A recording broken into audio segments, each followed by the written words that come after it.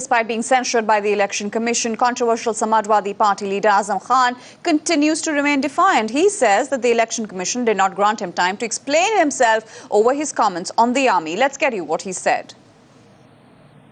आपके खिलाफ जो इलेक्शन कमीशन ने जो सेंसर करा है, आपको लगता है वो गलत किया है या सही? मैं उस एक्शन को सही कहता हूँ जिसमें मेरी जबान बंद कर दी गई, जिसमें मेरे संवैधानिक अधिकार का हनन हो गया। बस सिर्फ मेरा मूवमेंट रोक दिया जाए, इतना रह गया है।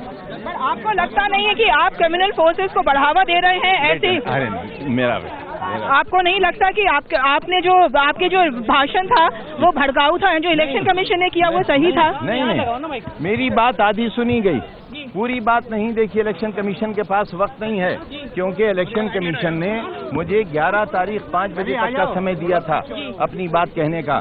मैंने दिन के 2 बजे जवाब भेज दिया था।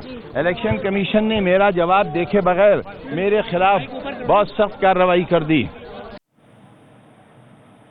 Well, moving on now, after the Election Commission cracked the whip on Azam Khan and Amit Shah by censuring both the leaders, Amit Shah has now said that he's always obeyed the Election Commission and will continue to do so. Meanwhile, the BJP has brazenly jumped to his defense but continues to point fingers at Azam Khan for his rather provocative remarks. देखिए, मैंने जो भाषण की है, मैंने कभी ये सोचकर भाषण नहीं की है कि मेरे शब्दों के कारण चुनाव की आदर्श आचार संहिता का उल्लंघन हो, न ये मेरा कभी आशय था। मगर जहां तक भाषणों के इंटरप्रिटेशन का सवाल है, चुनाव आयोग सर्वोच्च संस्था है। चुनाव आयोग ने जो टिप्पणी भेजी है वो मुझे मिली है। मैं चुनाव आयोग की टिप्पणी को आगे पर जब कभी भी मैं चुनाव में हिस्सा लूंगा तब इसका ध्यान रखूंगा और इनकी हिदायत को भी मैं मानता हूं।